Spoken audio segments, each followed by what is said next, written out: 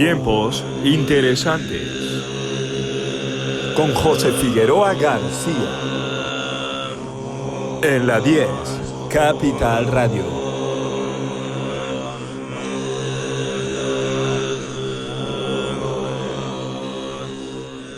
Querido maestro, buenos días. Buenos días con alegría, Miguel Ángel. Tenemos invitado, ¿no?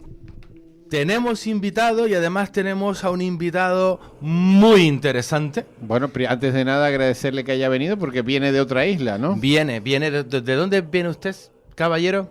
Bueno, se puede decir que vengo rebotado. Sí. Porque Viene rebotado. estoy trabajando en estos momentos, estoy destinado en Fuerteventura, pero soy de Gran Canaria. Entonces he salido de Fuerteventura, he ido a Gran Canaria, me he lavado los dientes y tal, y he venido para Tenerife. O sea que vengo con doble salto insular. O sea, pero está aquí, o sea que Está gracias por estar aquí presente, ¿eh? Muchísimas gracias. Alejandro Guerra. Caballero, bienvenido. Bien hallado. Alejandro Guerra es una persona muy interesante. Es alguien que viene de las Fuerzas Especiales. De hecho, es el presidente de la Asociación de Veteranos de las Fuerzas Especiales de Las Palmas. Uh-huh.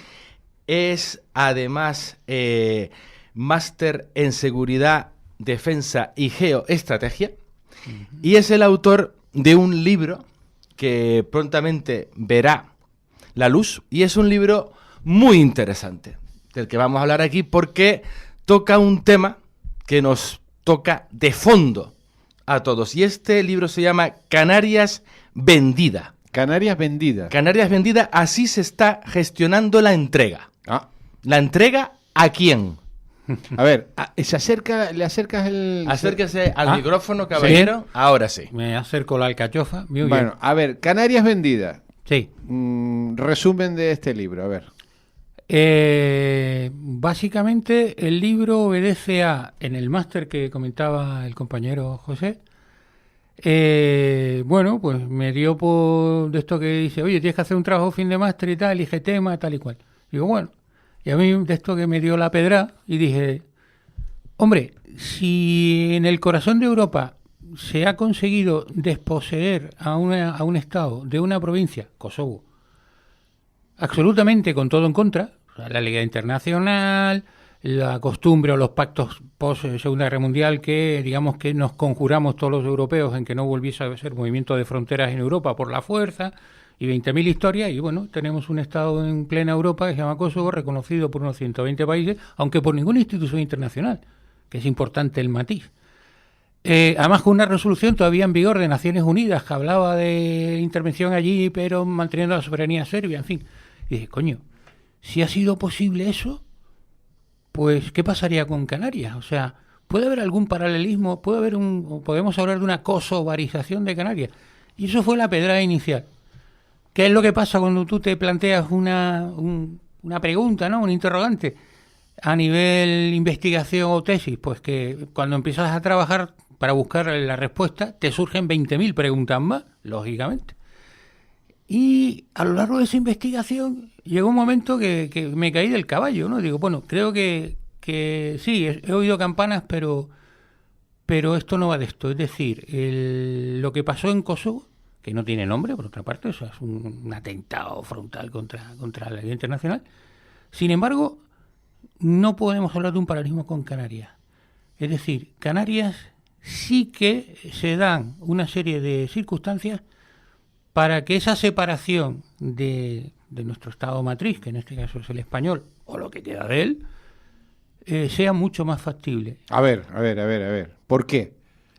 Pues porque esa palabra que oímos constantemente por parte de los nacionalismos más profesionales, comillas. Los independentistas. Sí, pero hablo a nivel nacional, por ejemplo, los catalanes y los vascos, que están constantes con la metraca de queremos un referéndum de autodeterminación. Y venga con el tal. Pues no pueden. O sea, el referéndum de autodeterminación, recogido en la Carta de Naciones Unidas, dice que para que un pueblo tenga derecho a eso, se tienen que dar unas circunstancias que, tanto en el caso vasco como catalán, como supuestamente el BNA gallego o un grupo que surja en Andalucía o en Navarra, da exactamente igual, hay una característica que no van a cumplir jamás, que es que ese territorio tiene que tener una separación geográfica del resto. Eso no se da. Usted está en Cataluña, da un paso y entra en Aragón. Usted está en Galicia, da un paso y entra en León. O usted está en Vizcaya, o las provincias vascongas, da un paso y entras o en Navarra, bueno, en Navarra ahora se lo van a anexionar, en Logroño o en Cantabria. Por lo tanto, a falta de ese requisito, ya que se olviden, o sea, no pueden tener jamás, no pueden esgrimir derecho a la autodeterminación, según el derecho internacional, la Carta de Naciones Unidas. Sin embargo, en Canarias ese requisito sí se da. O sea, es obvio que estamos separados geográficamente del resto, y muy separados, diría yo, ¿no? Y luego se tienen que dar dos circunstancias más, ¿vale? Además de la lejanía, ¿no? Que son que existan diferencias étnicas y culturales. Más que y pone o culturales. Si no es necesario que se den las dos. Con cualquiera de esas dos, si se dan las dos, pues mejor que mejor, pues ya tenemos el cóctel para que ese territorio, llámalo X, por ejemplo, ahora que está de moda la reivindicación de Trump, pues Groenlandia. O sea, yo estaba viendo esto, ha salido que está en la palestra ese tema, y digo, caramba, justo de lo que yo escribí en esa tesis, que ahora lo he transformado en libro, digamos, pues es... Pero ¿cómo se puede producir esto? A ver, ¿cómo se puede producir? Muy Porque sencillo. esto todo es teoría de momento. No. Por eso digo, así se está gestionando la entrega. La teoría está ahí, son las leyes internacionales, ¿vale? Ya. De acuerdo, bien. Y la práctica nos dice que algo se está moviendo. ¿En qué sentido? Primero,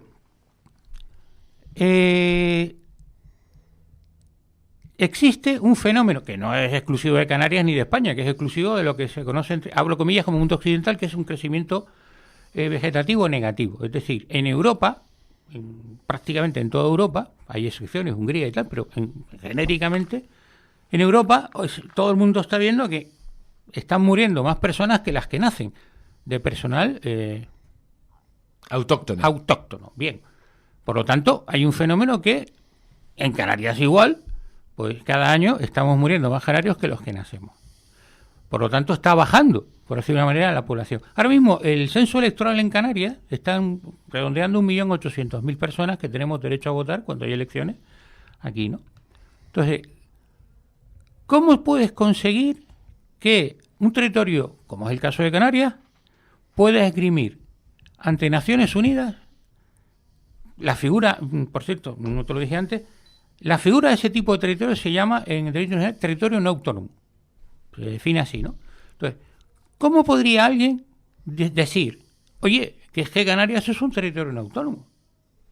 Resolución 1541 de Naciones Unidas del año 60, donde define lo que te dije antes, las tres características: lejanía geográfica, diferencia étnica y cultural. Si se da esa circunstancia, que ahora iremos viendo a lo largo del programa, ¿por qué se están dando esas circunstancias? ¿Vale? Porque ahora de momento no se dan todas, pero sí, la lejanía geográfica es evidente, ¿no? Las otras dos están en formación.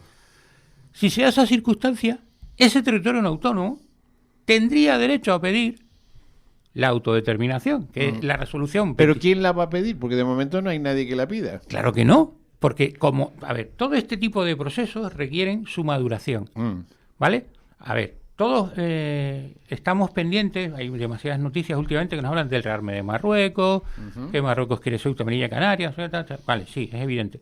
Pero también es evidente que Marruecos no tiene esa... Pero en Canarias no hay ese movimiento en este momento. Claro, en este momento. En este momento no hay. Hay personas incipientes que pueden estar en ello, pero movimientos organizados no hay.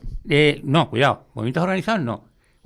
Hay, pero no salen a la superficie, que no es lo mismo. Para entender esto, vamos a usar dos figuras literarias, ¿no? Uno es la quinta columna. ¿Recordáis lo que significa, no? Sí, sí. O sea, gente que opera subversivamente, tal, en apoyo de... Y el caballo de Troya.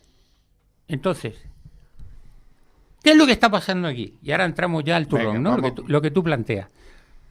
Evidentemente, la quinta columna son los movimientos independentistas en Canarias. Que hay poquitos. No llegan al 1% cuando hay elecciones y tal, en estos momentos. O sea, de ese 1.800.000, el 1, el 2% como mucho, votaría una alternativa independentista en estos momentos, ¿de acuerdo? Eso te lo compro. Y luego está el caballo de Troya. ¿Qué es el caballo de Troya? la inmigración marroquí. Aquí no estamos hablando del fenómeno inmigratorio universal, no tiene nada que ver. Aquí estamos hablando de una migración con fines políticos o geopolíticos concretos. Como han hecho en el Sahara.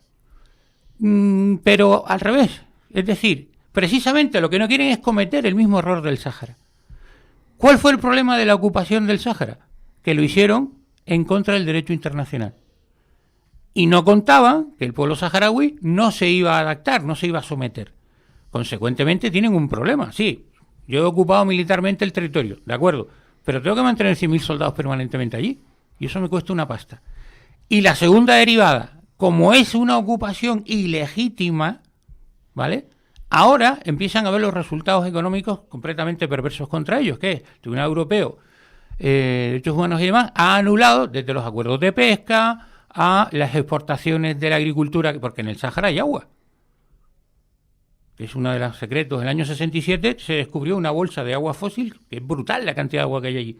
Y se empezaron a hacer experimentos agrícolas, concretamente en el Argut, que era enfrente de Villa Cisneros, por parte de, en fin, el gobierno español de la época y tal. De hecho, yo estaba allí y me comí unas lechugas impresionantes. Entonces, ahora mismo Marruecos ha intentado, además del petróleo, gas y fosfatos y todo este rollo, incluso el tema agrícola. Tiene un potencial agrícola bestial en el Sáhara. Eso lo he contado yo hasta la saciedad. Correcto. El potencial agrícola del brutal, es brutal. Que tiene. Es impresionante. Es brutal. Entonces, además eso es que lo he visto en persona, o sea, he estado trabajando allí hace muchos años y he visto ese, o sea, con mis procesos, ¿no? Digamos. Pero la teoría entonces es la segunda, o sea, Marruecos está planeando. Pero el problema es que no es Marruecos. No es Marruecos, ¿y quién es entonces? Los sospechosos habituales podemos... ¿Quiénes son entonces? Vamos a ver. En toda operación de esta, en toda definición de estas características, tú puedes tener claro quién es el último elemento de la cadena. Lo que pasa es que como no lo puedes probar, pues permíteme que nos aproximemos indirectamente a la cuestión. Es decir, obviamente Marruecos es un testaferro. Una marioneta. Sí. ¿Pero de quién? Lo normal, porque lo han declarado claramente de un país que se llama Estados Unidos, que claramente dice que su socio preferente en la zona es Marruecos. Lo han declarado una y mil veces, además por razones históricas. Porque, desde hace ya mucho tiempo. Sí, porque históricamente es cierto que el primer, vamos a decir, gobierno o institución internacional más que reconoció la independencia de Estados Unidos fue el sultán de Marruecos. Y eso en Estados Unidos pues lo valoran, le tienen cierto cariño a ese gesto, a esa anécdota. Entonces, desde ese momento siempre han tenido cierta afección o tal. Bien, son cuestiones históricas, pero que tienen su importancia. Y al mismo tiempo, Marruecos, digamos, lo que antiguamente se conocía como la política de las cañoneras, es decir, ¿cómo hacía valer Occidente su poder en sus colonias o neocolonias? Pues a través de, por ejemplo, Francia, que ya no, porque lo han echado, sus bases por toda el África Occidental de legionarios, que apuntalaban gobiernos, tal igual, pim pam. Los ingleses, que lo viene de las cañoneras, una presencia militar occidental. Gunboat diplomacy se llama eso en inglés. Que ya queda feo, no viste bien y tal igual, entonces ya se cambia a otro tipo de sanciones económicas, todo este rollo y tal. Y cuando hay que hacer el burro, entiendas el concepto de hacer el burro, pues cada gran potencia delega en cada región en alguien que le haga el trabajo sucio. ¿Quién le hace el trabajo sucio a Estados Unidos en África? Marruecos. Uh-huh. Por ejemplo, con un caso... O sea que Estados Unidos, según la teoría, tiene interés de que Canarias se separe de España. No, Estados Unidos tiene un interés concreto como Groenlandia, porque el ejemplo es paralelo que acaba de salir. Y ¿estamos hablando que las tierras raras pueden ser importantes? No solo las tierras raras, es un pack. Vamos a ver, ¿por qué quiere Estados Unidos Groenlandia? Aparte de que es una nevera, nunca mejor dicho, ¿no? pero que está llena de todo tipo de materias raras, de petróleo, de gas, no sé, pero además, geopolíticamente o geoestratégicamente hablando, les da acceso al océano Ártico, que solo tiene un 15% ahora mismo acceso por Alaska, y el océano Ártico se va a convertir por el deshielo, por los rompehielos nucleares rusos y tal, en probablemente un desvío brutal del comercio mundial porque es mucho más corto que yendo por Suez, el Índico y todo este rollo. Por lo tanto, es fundamental controlar el Ártico. Y Estados Unidos ahora mismo no lo controla. ¿Y aquí en Canarias qué controlarían? Exacto. Canarias es un portaaviones brutal, insumergible, para controlar el Atlántico. Sin entrar ya en cosas más... Pero también lo es Madeira, también lo es Azores. No, porque, primero, es mucho más pequeño, muchísimo más pequeño. Está mucho más vamos a decirlo, al norte, tiene menos infraestructura. Sin embargo, aquí ya lo tienes todo. Ya. O sea, tienes puertos construidos, tienes aeropuertos, tienes población que te puede dar cierto sustento. Porque no es lo mismo, por ejemplo, la isla de Diego García, en medio del Índico, donde habían unos señores, llegaron los ingleses, los expulsaron y tal, pero es una isla muy pequeñita. Tú metes una guarnición ahí, esa guarnición la tienes que relevar. ¿Y Cabo Verde no es más fácil que es independiente? ¿No es más fácil Cabo Verde? No, está demasiado al sur. Cabo Verde está ahí a huevo. Sí, pero está demasiado al sur. Cabo Verde está frente a Senegal. Uh-huh. O sea, nos queda ya demasiado al sur para lo que a ellos les interesa controlar, que es el comercio o es el comercio, nunca mejor dicho. O dicho de otra manera, la conexión, estratégicamente hablando en España, se llama el estrecho Canarias-Baleares. Es decir, tú con Canarias que estás controlando la salida o entrada al Mediterráneo, desde Cabo Verde ya no lo controla, está demasiado lejos, por lo tanto, tienes la llave de Europa, tienes la llave de África y la conexión con América. O sea, es un sitio estratégico brutal, geopolíticamente hablando. ¿Y la estrategia es que los marroquíes tomen posesión de Canarias? Mira, la estrategia es la misma que no la estrategia. El objetivo es el mismo que el Sáhara. Yo tengo un tío, ya fallecido, ¿vale? Manolo, que era mecánico y tal. Este señor me contaba, en los años 50, estuvo trabajando en el Sáhara de conductor de un jeep. ¿Para quién? Para empresas norteamericanas que recorrieron todo el territorio haciendo prospecciones para ver qué es lo que había allí. Llegaban, pinchaban, extraían muestras, ¿sí? Hacían sus análisis y ya está. Ellos descubrieron la bolsa de agua, pero no dijeron nada. Yo, casualmente, he estado en el Sáhara luego trabajando, primero en las costas como buceador de la Esperanza del Mar y luego en el interior como guía turístico de una empresa de aventuras y tal. Entonces he tenido el privilegio de poder recorrer prácticamente todo el territorio. Y he estado en algunos lugares donde los americanos en los 50 hicieron esas prospecciones, que de ahí sale agua, ¿vale? O sea, eso lo he visto. Ellos saben perfectamente de los años 50 el potencial brutal en cuanto a materias que tiene lo que era el Sáhara español. Y en un momento determinado dijeron, esto lo queremos, pero claro, queda muy feo que los americanos vengan e invadan una provincia de un aliado. Entonces, ¿qué se hace? Pues lo que se hace siempre en geopolítica. O sea, coge un testaferro, en este caso Marruecos, y es el que hizo el trabajo duro o el trabajo sucio. ¿Quién va a explotar esas riquezas del Sáhara? ¿Marruecos? No. Lo explotarán económicamente hablando, pues quien designe el gobierno de los Estados Unidos. Pues aquí va más o menos en la misma dirección. ¿Quién está detrás y demás? Mira, yo no lo sé, pero tampoco me importa. O sea, yo soy canario. Uh-huh. Yo lo que quiero es que esa operación no se lleve a puerto. ¿Pero cómo se va a hacer la operación? ¿Trayendo gente? Claro. ¿Cómo se hace la operación? Ahí vamos. Entonces, ¿cómo consigo yo, teniendo como tienen el precedente de lo que hicieron en el Sáhara, que les salió mal por ir de facto en contra del derecho y han visto que no lo pueden rentabilizar, porque Naciones Unidas no reconoce esa soberanía marroquí, consecuentemente no pueden comercializar los productos agrícolas, no pueden comercializar la pesca, no pueden hacer extracciones de gas o petróleo porque, oiga, eso no es suyo. Por lo tanto, tienen unos problemas tremendos a la hora de, explotar económicamente el territorio. No quieren cometer ese error, porque obviamente fue un error, se pasaron de frenada y tal. Entonces, ¿cómo lo evito? Muy sencillo. Y ahí es donde está el problema. Por eso digo que está vendida. Porque tú puedes tener unas intenciones de quedarte con lo mío, ¿vale? Entra dentro de las relaciones humanas o de estados, ¿no? Yo busco mis intereses, tú los tuyos, tal. Y luego, pues, podemos negociar o me puedes agredir o te puedo agredir. Ya se verá. Eso según la carta que cada uno quiera jugar. Pero es evidente que cada uno está buscando sus intereses, ¿no? Bien. ¿Cómo está previsto o qué es lo que yo he notado que está en marcha? Muy sencillo. ¿Qué es lo que me preocupa? Con, obviamente, la aquiescencia de las autoridades de mi país. ¿Por qué? Eso es lo que no sé. Hay 20.000 teorías. Yo no voy a entrar a decir, esta es la buena, pero todo el mundo ha oído hablar de que los Estados Unidos, la CIA, los papeles que se han desclasificado después de 50 años y tal, anuncian que ya don Juan, el padre de Juan Carlos, llegó a ofrecer a los Estados Unidos Ceuta, Melilla y Canarias, sí, la hacían rey, no sé cuánto. Bien, publicado en la revista Blanco y Negro en el año 73. Y ahora desclasificado unos papeles de la CIA.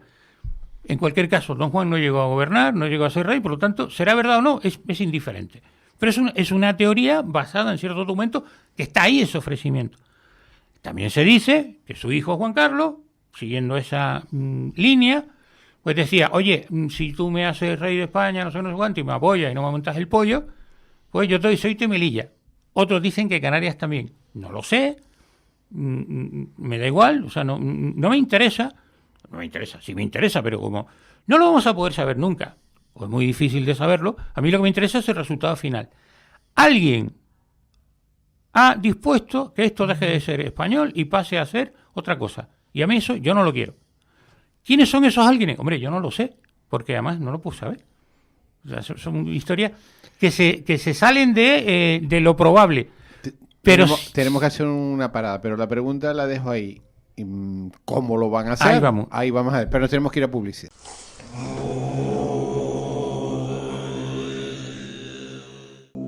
Bueno, recuérdame con quién estamos hablando. Estamos hablando con Alejandro Guerra, máster en seguridad, defensa y geoestrategia. Ya.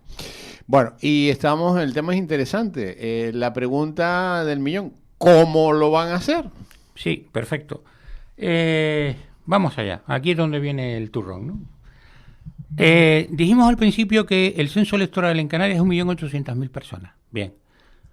Punto 1. Punto 2. Desde que tenemos el actual gobierno, pero es indiferente porque, en fin, esos que son el nuevo orden mundial, globalistas, el circulito y tal, nos comentan que no pasa nada con que en Occidente, que lo dijimos al principio, hay un crecimiento vegetativo negativo, puesto que se trae gente de otras regiones del mundo y ya está, y nos pagan las pensiones y todo este rollo y no hay ningún problema de tal. Bien, ahí es donde empieza el problema. Y que quede claro que yo ahora no voy a hablar de inmigración como fenómeno universal o económico y tal, que eso es un asunto que si quiero venimos otro día, hablamos sobre esas características, que no tiene nada que ver con lo que estamos hablando aquí. Yo voy a hablar aquí ahora de una inmigración política o geopolítica dirigida para conseguir un fin político, que no tiene nada que ver con las migraciones que estamos viendo en todo el planeta y que de toda la vida de Dios han existido. No, cuidado, vamos a dejar claro de lo que estamos hablando para no mezclar conceptos. Entonces, desde esto que ha llegado el gobierno de Pedro Sánchez, hemos detectado o se puede observar, yendo al INE, de una estadística, un detalle interesantísimo, además que muy preocupante, y es el siguiente.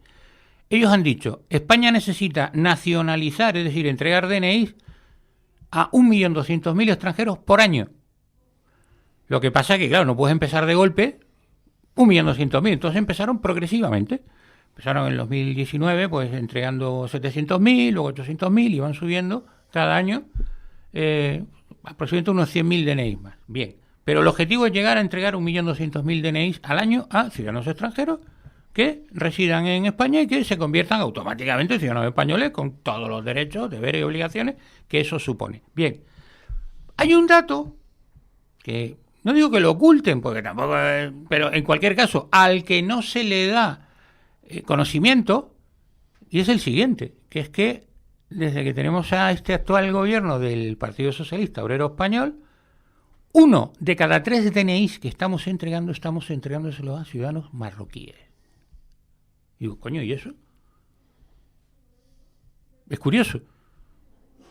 Es un dato interesante. Luego, además, han cambiado la directora del INE y antiguamente, hace 4 años, tú entrabas en el INE y era relativamente sencillo detectar o conseguir o buscar datos relacionados con lo que tú quieras, desde el PIB o no sé cuánto, o el tema de inmigración.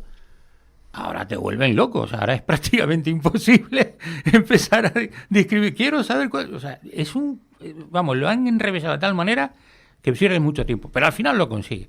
Entonces, el dato objetivo es el siguiente. Primero, ¿por qué 1 de cada 3 DNIs que está entregando el gobierno son esos ciudadanos marroquíes? No lo entiendo.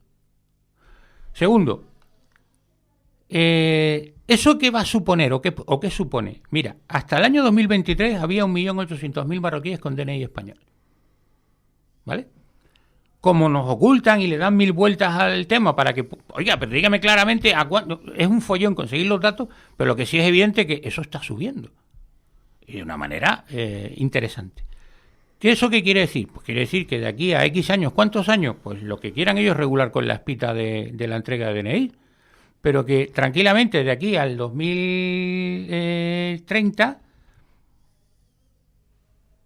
pues tranquilamente habrá en España entre 3 millones y medio de ciudadanos marroquíes y españoles, porque tendrán pasaporte marroquí y DNI español. Bien, entonces viene al cómo que tú planteabas. Y viene a la relación directa con el caso del Sáhara, que también hemos hablado al principio de la reunión, ¿no? Si Marruecos fue capaz el año 1975, cuando la Corte, el Tribunal Internacional de Justicia de La Haya, le dijo que no tenía razón respecto al tema del Sáhara, que es un tema básicamente no entrar en el tema, pero bastante interesante, eso se explica en el libro perfectamente, con datos, resoluciones y todo el tema.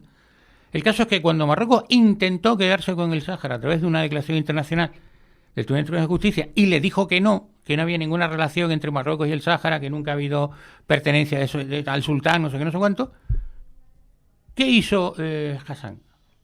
Ese mismo día se va el tío a la radio y dice, el tribunal, literal lo que dijo, ¿no? El Tribunal Internacional de Justicia nos ha dado la razón. Y añade una perla que tiene que ver con según el derecho coránico, ¿eso qué es? Pues el Sáhara es marroquí. Literal, la declaración está ahí en las hemerotecas y tal. Y dice, para celebrarlo convoco una marcha de 300.000 ciudadanos marroquíes que vamos a ir a Ayun a tomar el té con nuestros hermanos saharauis, la famosa Marcha Verde. En 2 semanas, desde que este señor dijo eso por la radio, se plantó en Ta, que era donde estaba la frontera, 4 casitas, se llama Ta, 300.000 ciudadanos marroquíes, mujeres, niños, tal, y el ejército detrás, en 2 semanas. Cuando en aquella época, años 75, no había ni carretera. Porque ahora por lo menos hay una carretera que va por la costa. O sea, carretera me suena asfaltada. Ni siquiera había una carretera asfaltada.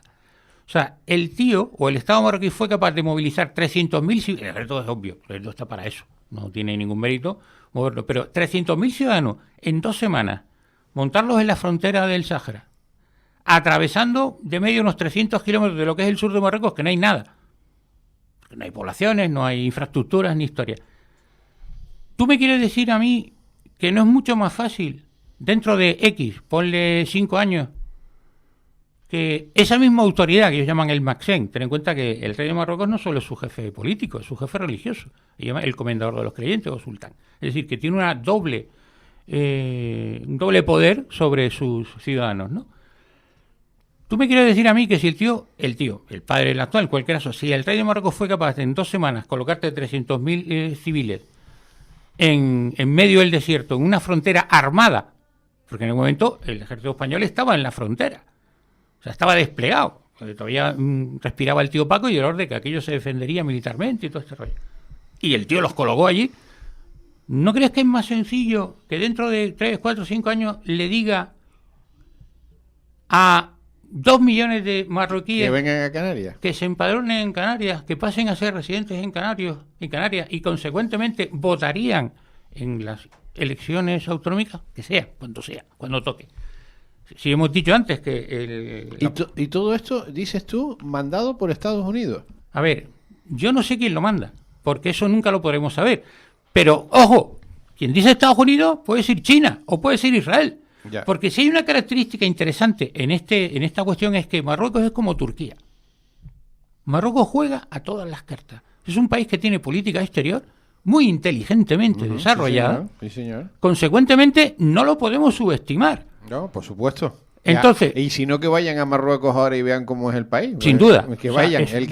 El que quiera ver cómo es Marruecos, que vaya a Marruecos y que vea aquello. Sin duda. O sea, están metidos en un crecimiento exponencial brutal en todos los sentidos, pero además juega a todos los palos. Es como Turquía. Entonces tú dices que esto está vendido ya. ¿Pero quién lo ha vendido? O sea, ¿quién? ¿España ha dicho sí, lo vendemos? El problema es que España no existe. A ver, me explico. España no tiene una política como tal. España son 17 comunidades autónomas que cada una va por libre. Pero ya no existe un gobierno español con una política española, porque entonces no se lo permiten algunas autonomías. O sea, España, como tal, como unidad política, no va a la deriva donde le manden quien le tenga que mandar, pero no existe una política exterior española. Aquí de esto hablamos hace no mucho, cuando decíamos que España no tiene Estado profundo. No tiene Estado.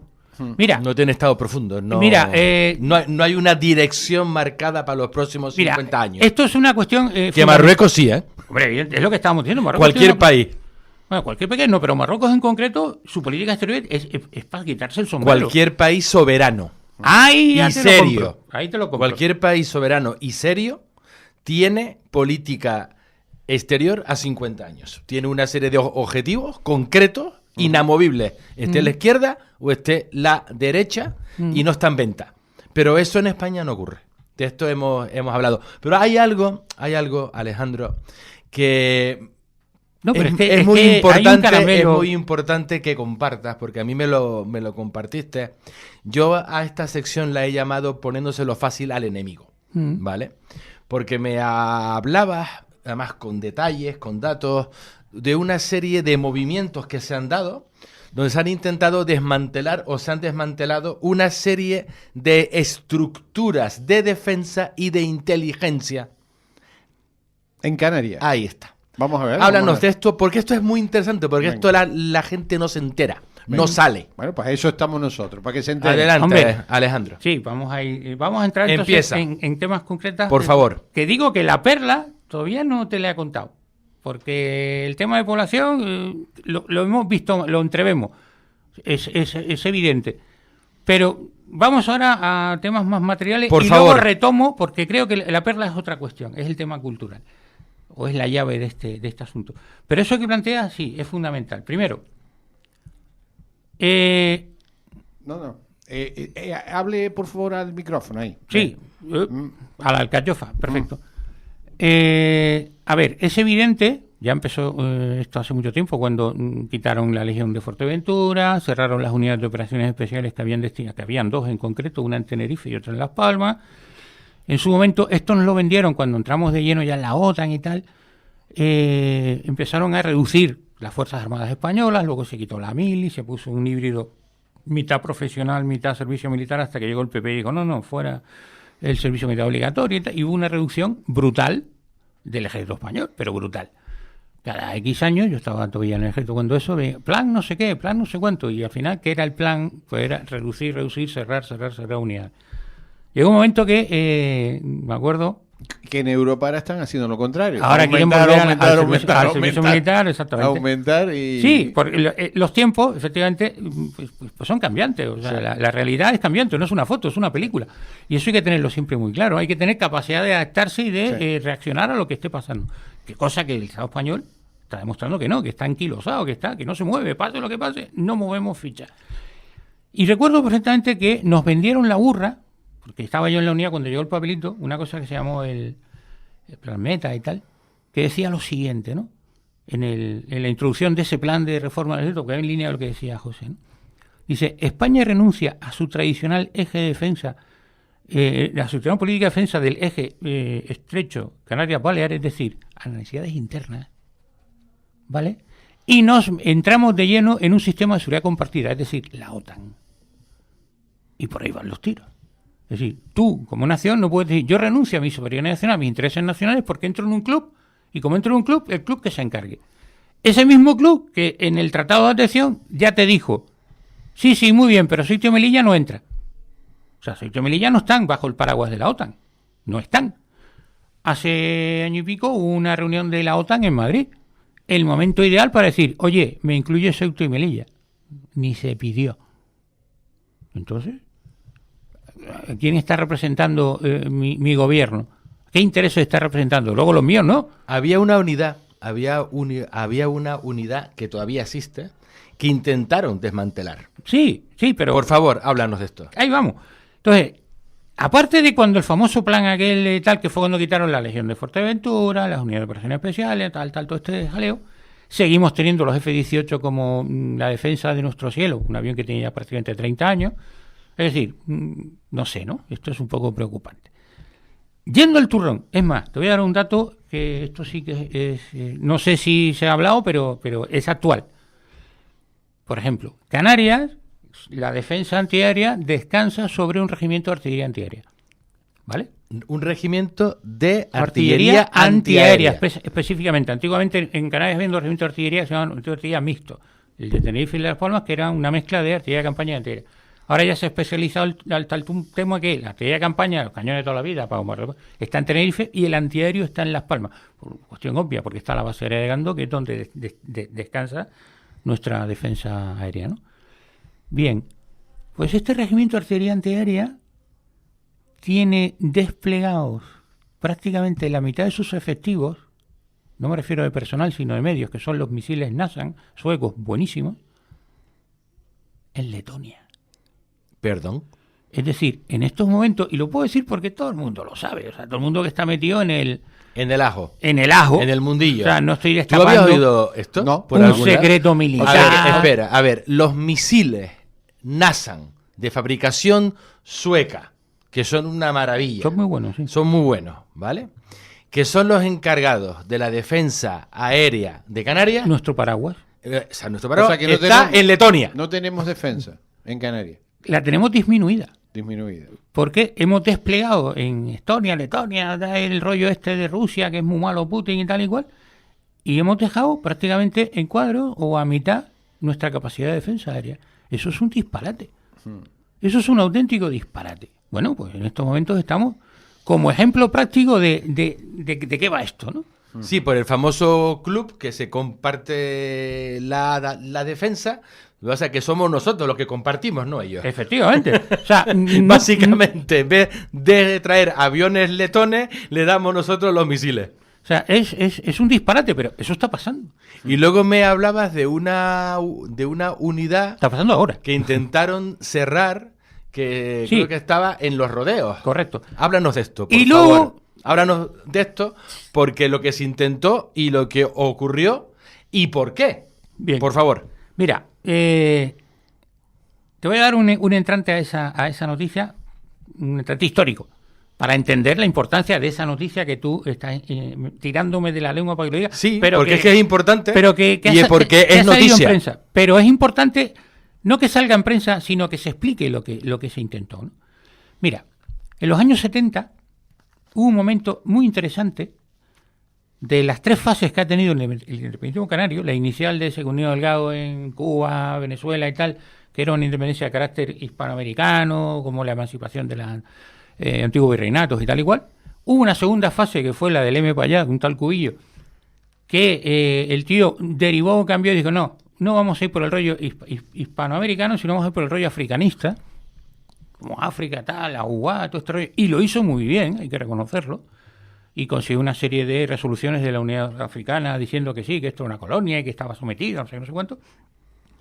Y hubo un plan perfecto, lo que pasa es que se descubrió a tiempo, que se estuvo a punto de declarar la independencia de Canarias, que esto poca gente lo sabe. Y fue una reunión de la UA en Jartum. El plan era: ¿qué hace falta en derecho internacional para que un territorio se convierta en un país, en una nación? Bueno, que el resto te lo reconozca. O sea, tú puedes declarar la independencia, por ejemplo, el caso catalán, y no te reconoce nadie. Vale, pues muy bien, como la independencia de mi casa, perfecto, ni puto caso. O tú te declaras independiente y de repente si resulta que la independencia te lo reconoce, pasas a ser un Estado. Tan sencillo y tan complicado a la vez como eso. El plan era el siguiente: aprovechando la reunión de Jartum de la UA, ¿vale? Un territorio en Canarias donde hay población, pero no había guarnición, La Graciosa.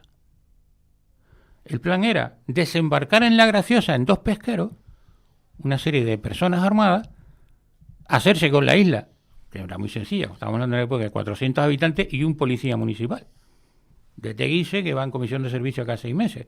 Con lo cual, el plan era hacerse con la Isla Graciosa y en ese mismo momento, en Jartum, Cubillo declara la independencia de Canarias.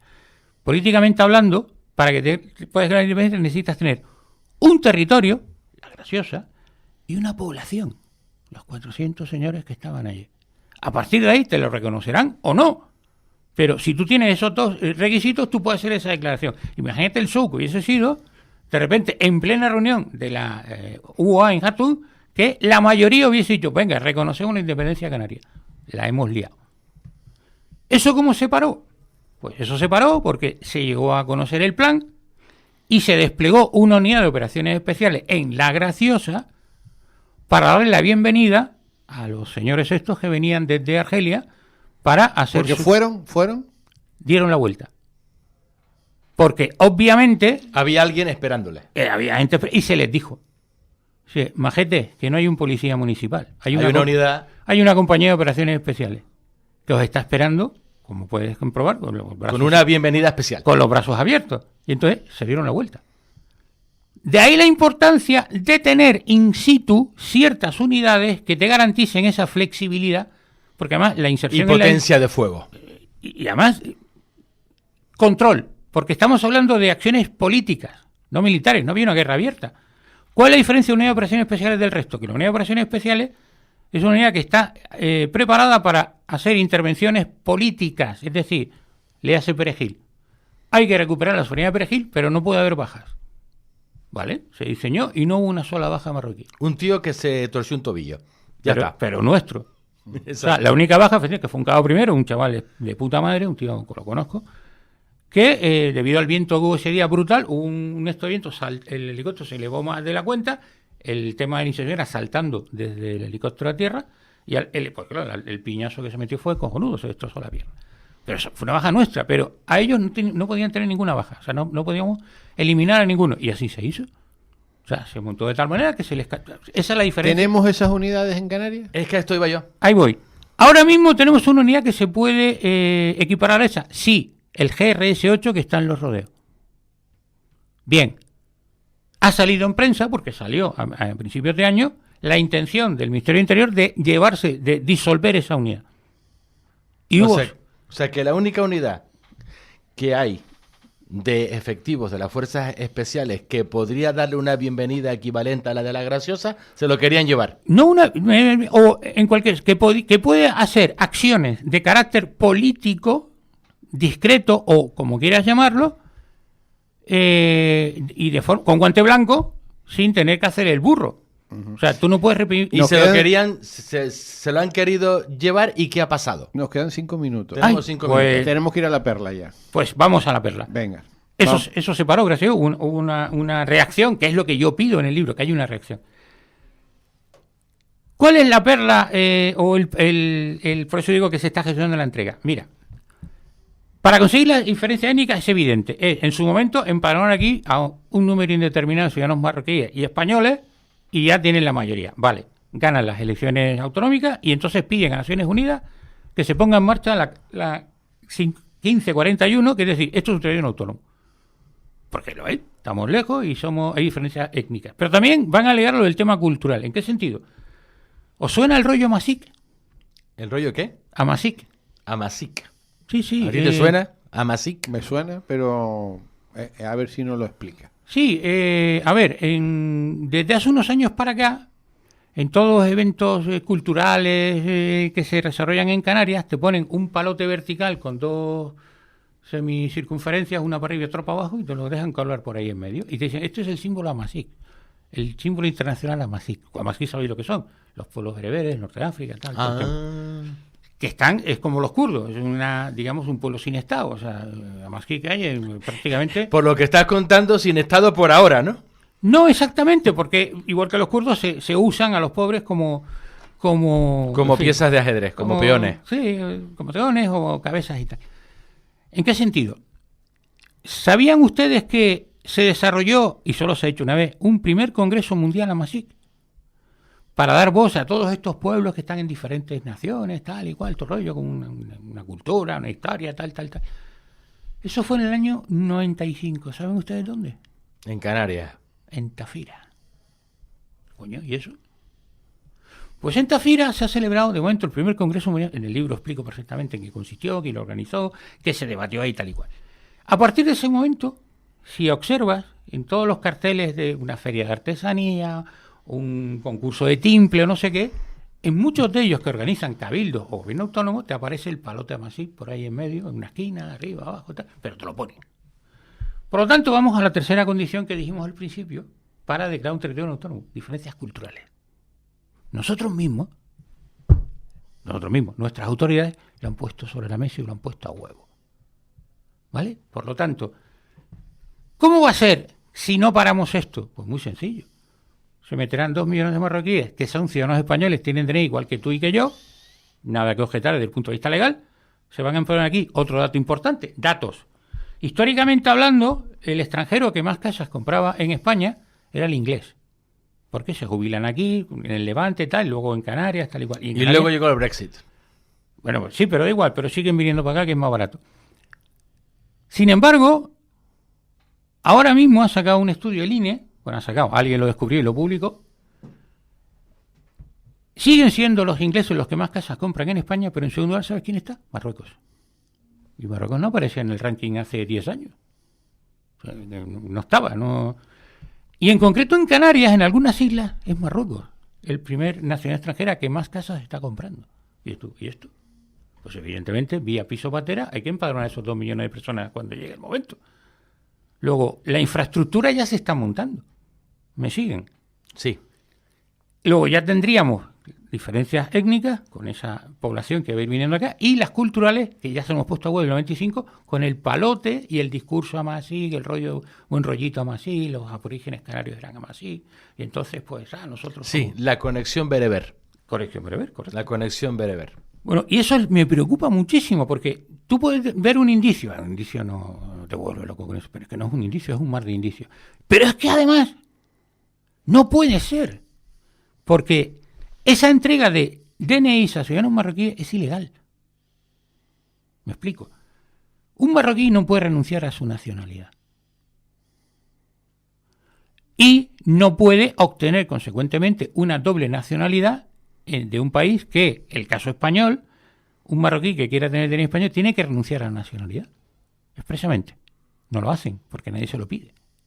Es decir, estamos entregando DNIs a cientos de miles a unos ciudadanos de un país que, según la ley española, para acceder a ese DNI tendrían que renunciar expresamente a su nacionalidad previa, que no se lo estamos pidiendo. Luego hay un fraude de ley brutal en ese 1.800.000 de DNIs entregados hasta ahora, que no se pueden entregar con la ley española en la mano. Pero se entregan. Pero se están entregando. Con lo que dices, ¿pero esto qué es? O sea, cuando se está forzando la máquina a este nivel, es que algo raro, algo huele a podrido en Dinamarca, que diría Shakespeare. Bueno, se nos acabó el tiempo, ¿eh? Tema muy interesante, ¿eh? Sí. Muy interesante, que tiene para más. Tiene para más. Para mucho más, pero lo dejamos ahí para que cada uno piense, analice y le dé vueltas a lo que hemos contado. Quien no lo haya escuchado o que nos haya cogido a mitad de entrevista, lo puede hacer cuando quiera y donde quiera en el iVoox. En el iVoox, en Spotify, en YouTube, en las redes sociales. Agradecer el que haya venido aquí desde otra isla, saltando por isla, pero bueno, yo creo que merecía la pena escuchar esta teoría, que de momento es una teoría. Y el libro que pronto estará por ahí circulando, Canarias en venta y así se está gestionando, de Alejandro Guerra. Que lo importante del libro está en que se pone la solución. ¿Cómo podemos parar esto? Bueno, que no hemos hablado de eso. Que eso es lo importante. Lo dejamos ahí. Alejandro, gracias por haber estado un ratito con nosotros. Querido amigo José Figueroa, gracias por el invitado y no se vayan porque yo sigo aquí.